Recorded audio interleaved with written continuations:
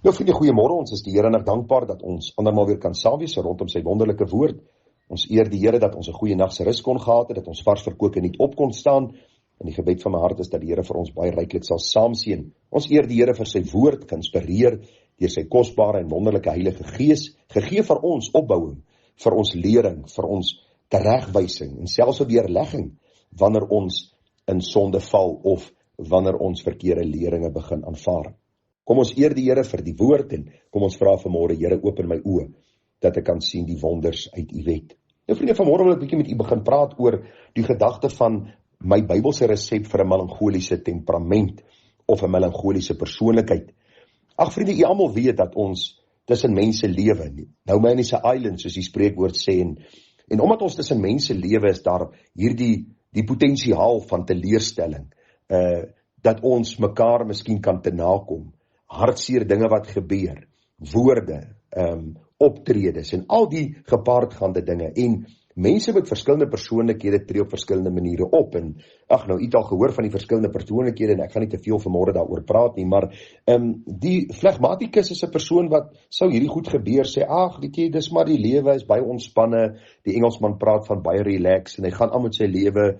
Godswater oor godsakker, niks pelale werklik nie. En dan kry jy die koleriese persoonlikheid wat meer ambisieus en leiergedrewe is, iemand wat die bil by die horings pak en iemand wat hom nie laat onderkry nie. En die mees algemene een is maar die melancholiese temperament of persoonlikheid. Ons almal wat vanmôre na hierdie oordenking luister, kan in 'n minder of 'n meerdere mate met hierdie tipe van temperament assosieer. Dis mense wat weemoedig raak wanneer slegte dinge oor hulle pad kom, wanneer mense hulle teleurstel.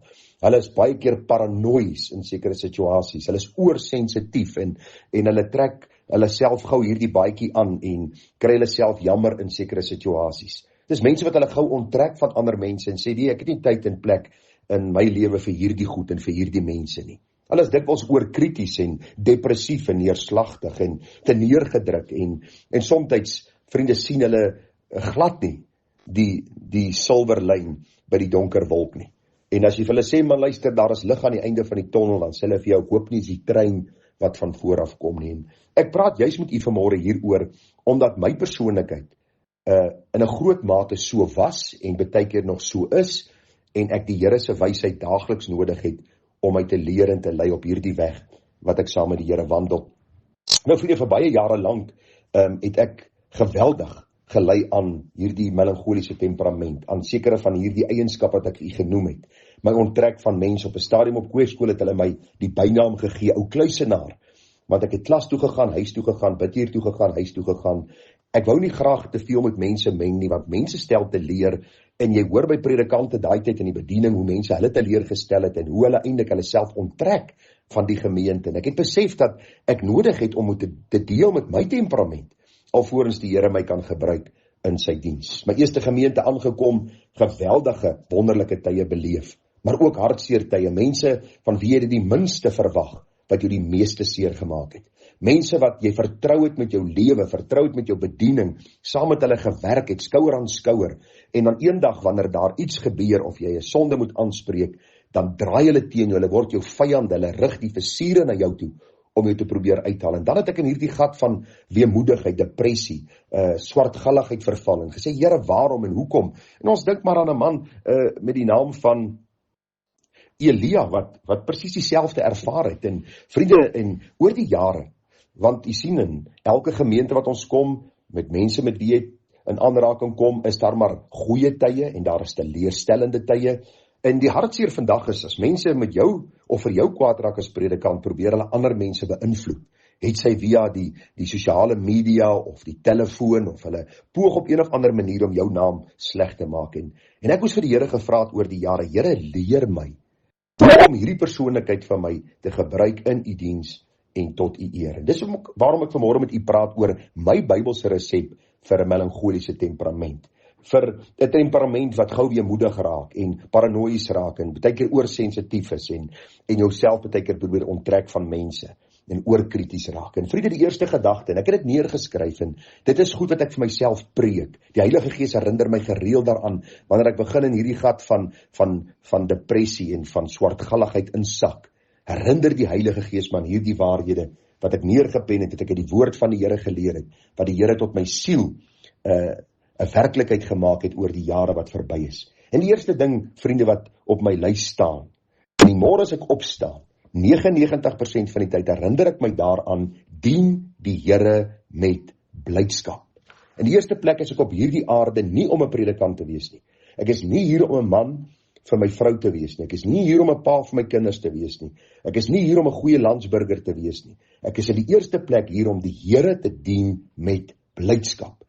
En jy sien, vriende, wanneer my blydskap in die Here my dryfveer is, dan val al die ander dinge in plek vir daardie dag. Dan wil ek 'n goeie man vir my vrou wees. Ek wil 'n goeie pa vir my kinders wees. Ek wil 'n goeie leraar vir my gemeente wees. Dit motiveer my om my studeerkamer te kom sit en voor te berei, my kar te klim om huisbesoek te doen, om hospitaalbesoek te doen. Want u sien, my fokus is die Here en nie mense nie. Dis die Here en nie omstandighede nie. So ek preek vir myself, in die oggend as ek opstaan, sê ek vir myself, en veral wanneer ek baie te neergedruk is, en moeg is, en moedeloos is, dan herinner ek myself daaraan, Gerard, dien die Here met blydskap. Kom voor sy aangesig met gejubel. Ek kom nie in my studeerkamer met 'n swartgallige gesindheid en mor en kla teenoor die Here asof die Here my skuldenaar is en vir my 'n ander lewe skuld of ander mense oor my pad moet bring nie. Ek sê, Here, ek kom voor u aangesig met gejubel, want die engele sing, heilig, heilig, heilig is die Here. Openbaring leer vir ons baie duidelik dat die mensheid, alle nasie, tale, volk en stam gesê het, u is waardig om die boek te neem en sy seels oop te maak, want u het ons met u bloed gekoop uit elke nasie, taal, volk en stam. Al hierdie goed motiveer my om met die Here in die eerste plek te dien met blydskap en voor sy aangesig te kom met gejubel. My gejubel is nie in my omstandighede nie, maar in die Here, die een wat my lief gehad het, my geroep het, my getrek het, my uit die moddersluit van sonde uitgehaal het.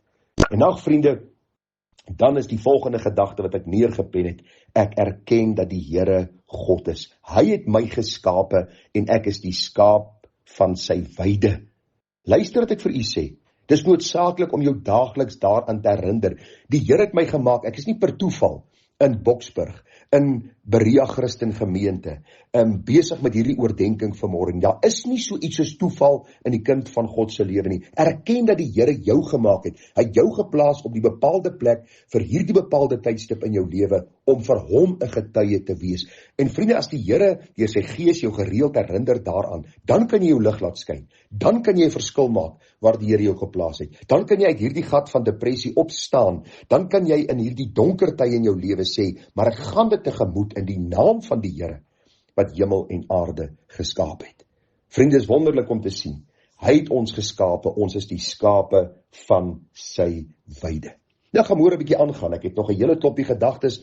Ek gaan hierdie boodskap in 2 opdeel, maar die hele groot waarheid wat ek vanmôre in u midde wil raak of laat. Vriende, is ons almal stoei met ons persoonlikhede, met ons temperamente. En die gebed van my hart is dat u en ek nie sinies, pessimisties, swartgallig, neerslagtig sal lewe elke dag nie, maar dat ons die Here sal dien met blydskap. Dat ons voor sy aangesig sal kom met gejubel, dat ons sal erken dat die Here God is. Hy het ons geskape, ons is die skape van sy weide. En vriende, hy is 'n goeie herder. Luister vir my.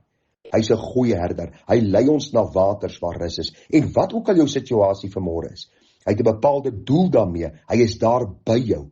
En hy sê vir jou, hy sal jou lei en hy sal vir jou bewaar en hy sal jou veilig in sy heerlikheid aanbring. Mag die Here vir ons genade gee. Môre sal ek vir u my resep verder gee, die waarhede waarin ek myself herinner, waarin die Gees my herinner, sekere teksverse wat ek al gememoriseer het, dien ooreenkomstig, dinge wat ek myself elke môre aan herinner, om dan die pad te stap saam met die Here, om hom in alles te dien en te eer. Mag die Here vir u baie ryklik seën, mag dit vir u 'n mooi dag wees verder. Tada.